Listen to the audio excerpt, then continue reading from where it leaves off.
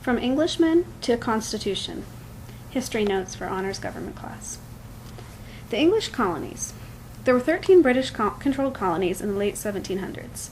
These colonies were inhabited by Englishmen who, for the most part, had chosen to come to this new land for better opportunities and a chance to better themselves. They were English citizens, and they had made this choice. Because they were English citizens, these people were ruled by the English king and by Parliament. Many of the colonies also had governors who were appointed by the king, but the governors often allowed locally elected congresses and governments that made most of the decisions. This worked well for the colonists early on, but began to change in the 1700s. The British government had been fighting a long war in Europe against France, their historical enemy, and in addition to that had actually fought the French in North America in the French and Indian War. This war in North America was to protect the colonists as well as the English holdings here. Britain needed money to pay for all these wars, and the way governments tend to raise money is to raise taxes. The British Parliament and the King chose to raise taxes on the colonies who did not vote for Parliament, but not on the rest of the British citizens.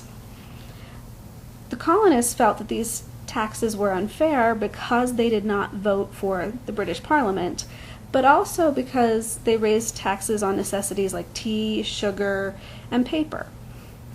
The British government also started limiting trade so the colonists could only trade with Britain. Therefore, everything they bought was taxed. So not only are these English citizens being taxed differently than the rest of England, they don't even have another option. The colonists began to protest, feeling that this tax was totally unfair. This is where the statement taxation without representation comes from.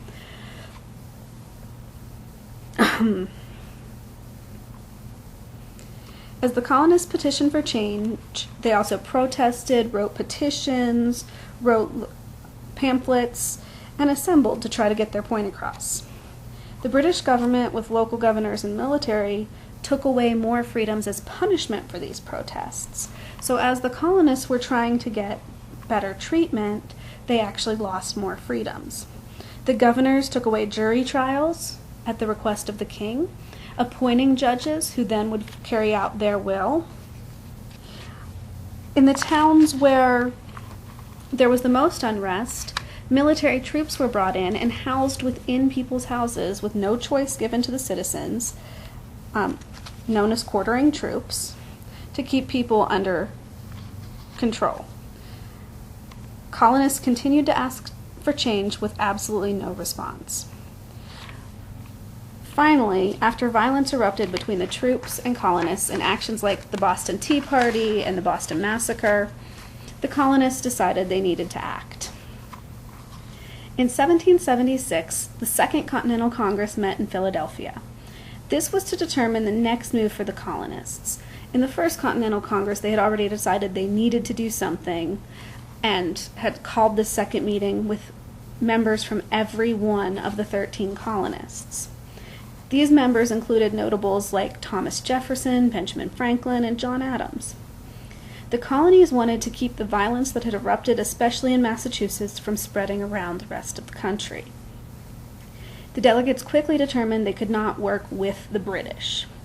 They decided the best course of action for the colonies was to become an independent country, the United States of America. To do this, these men used the teachings of many others, like Locke, Montesquieu, Rousseau, and Voltaire, to create a Declaration of Independence. This declaration, penned mostly by Thomas Jefferson, included 4 parts. These 4 parts you will want to know for the Declaration, and you can even mark them on your copy of the Declaration. The first part is the introduction. It states the purpose of the document, what they plan on doing. The second part is an explanation of the natural human rights that these men believed all people have. They're basing their claims on these. These beliefs and ideals, equality, life, liberty, the pursuit of happiness, have served as the basis of American government for over 200 years. The third part of the document is also the largest section. This section is a list of grievances or complaints that the colonists have against Britain. It's a justification for their actions. He is the king. So as you read through and you see he has, that's all the things the king has done. The British brethren, those are the British subjects in Britain who have not helped them. They list everything that king, parliament, and British subjects, their own citizens, have not helped, and this is why they feel they need to change. And finally, the fourth section is a call to action. It's what these men and the rest of the colonies plan to do about the unfair treatment. This section is not only a declaration of independence, but a declaration of war on England. These men are risking their lives by signing this document. They're declaring war on the strongest country in the world, and they've got nothing. Not only are they doing that, by signing their names on this document, they are now traitors to that same country. So if they lose or they're captured, they will be killed. The Revolutionary War had technically begun prior to the adoption of the Declaration of Independence. In 1775, the shot heard round the world was shot at Lexington and Concord, and that marks the first battle of the war. While it still remains a mystery which side shot first, this battle served as a starting point for the Second Continental Congress. It was a reason for them to support independence. While the colonists alone were not prepared for battle with England, they allied themselves with France, Britain's traditional enemy. France provided military support, generals, troops, a navy to help out. Those were all great advantages, but there's also some other things that the colonists had that helped them win. They also had great generals like George Washington. These people had trained with the British military, so they knew British strategy. And they had a home field advantage. They did not have to transport their troops. They did not have to transport their goods. They had places for their troops to stay, food, weapons. It was all already here. This led to the British defeat by 1783, and the United States was born. Not only did the Second Continental Congress declare war and independence, they also recognized the new country needed a new government. They set to outlining this new government in the Articles of Confederation. This was adopted by the states in 1777. This new U.S. government was a reaction to the strict control England had on the colonies. Fearful of strong central power, the states retained most of the power under the Articles, acting almost like mini-countries. Each state had their own army, their own laws, and even their own money. The national government was a one-house legislature with no president and no national court system. They didn't even have their own army. They had no power to tax, no power to coin money, and they couldn't even pay the members of their legislature. That was left up to the states. This lack of central authority was fine as the states worked together to defeat the British in the war.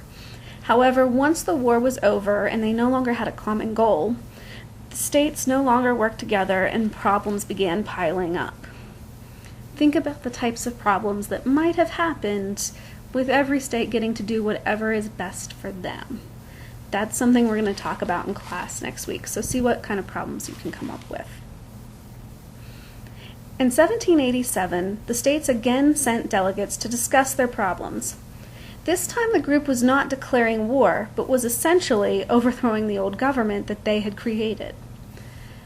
It was a peaceful overthrow, because all they did was recreate a document.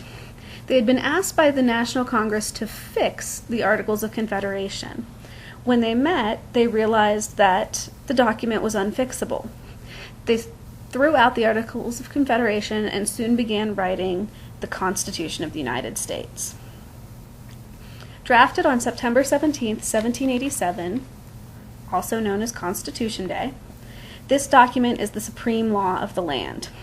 It not only addressed the problems of the Articles of Confederation, it used many more ideas of the philosophers to create a lasting, yet changeable government. This new document created three branches: the legislative, the executive, and the judicial branches. It also had compromises where they created a bicameral or two-house legislature, one half of which is based on population, the House of Representatives.